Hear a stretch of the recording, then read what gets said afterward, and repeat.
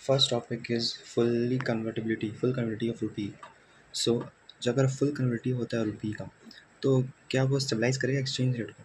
तो तुम खुद सोचो, रुपी is fully convertible, that means कोई भी कंट्री की अपनी करेंसी लेकर आएगा उसको एक्सचेंज कर सकता है रुपी में। सो क्या वो फुल्ली कन्वर्टिबिलिटी स्टेबलाइज करेगा? No.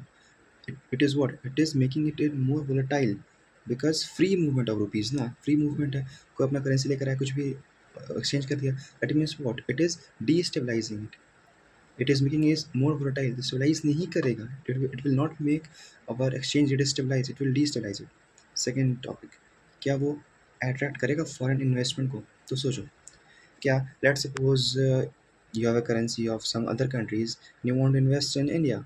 So don't you think it is a very what should I say? It is easy to invest in India because you have money. You go. It is like a machine. आपने इधर से आलू डाला, उधर से सोना निकला, वैसे इधर से आपने अपनी करेंसी डाली, उधर से इंडियन करेंसी निकली, इन्वेस्ट किया, कुछ पैसा मिला, इंडियन करेंसी में कुछ पैसा मिला, उसको वापस से आपने कन्वर्ट किया और अपनी करेंसी में लेके आए। तो जितना वो ईज़िली एक्सचेंज होगा उतना ईज़ी है ना फॉरेनर को इन्वेस्ट करने में, सही या इन्वेस्ट करने में हेल्प करेगा। थर्ड, क्या वो सिक्योर करेगा लोन को, करेगा अट्रैक्ट, सिक्योर लोन और अट्रैक्टिव इन्वेस्टमेंट। सो क्या लोन अगर आप लेना चाहते हो, क्या कोई लोन का रिलेशन है फुली कन्वर्टिबिलिटी से? Answer is no. लोन किस पे डिपेंड करता है? लोन डिपेंड करता है कि आपकी बॉन्ड की क्रेडिट रेटिंग क्या है, राइट? इंडिया में जो है वो लोन देता है, उसकी क्रेडिट रेटिंग क्या है, उस पर डिपेंड करता है। सो फुली कन्वर्टिबिलिटी पे डिपेंड नहीं करता है जो लोन, आप वहाँ पे लोन लेंगे नहीं या फिर नहीं लेंगे।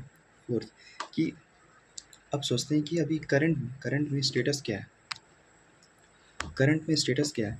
तो इंडिया में as you all know there is two type of our मतलब अकाउंट जो हम लोग बनाते हैं, एक होता है करंट अकाउंट, एक capital account. So current account जो होता है वो ट्रेड एंड सर्विसेज को देखता है, और जो कैपिटल अकाउंट है वो एसेट क्रिएशन में लॉस हुआ, एसेट कितना क्रिएट किया उस पर डिपेंड करता है। तो जो करंट अकाउंट इसमें ट्रेड एंड सर्विसेज होता है, उधर अपना तो फुली कन्वर्टेबल है, ठीक है, करंट अकाउंट में वो फुली कन्वर्टेबल है।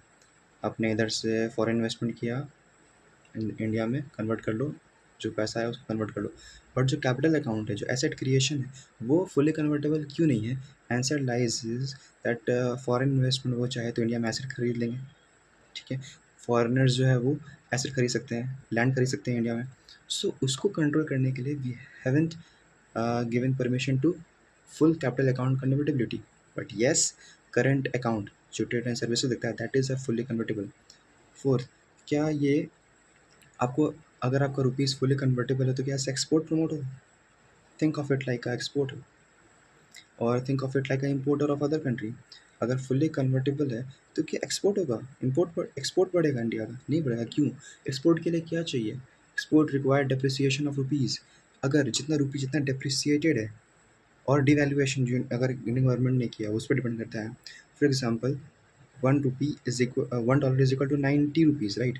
है ना, बहुत अभी डिप्रिशिएटेड अपना रुपी। इससे फ़ायदा क्या होगा? जो फॉरेनर जो यूएसए में बैठा हुआ है, एलॉन मस्क है, वो क्या करेगा, $1 देगा और यहाँ 90 रुपीज़, मतलब कि 90 सेंट फ्रूट खरीद सकता है वो, डॉलर दे के खरीद सकता है ना, समझ रहे हो?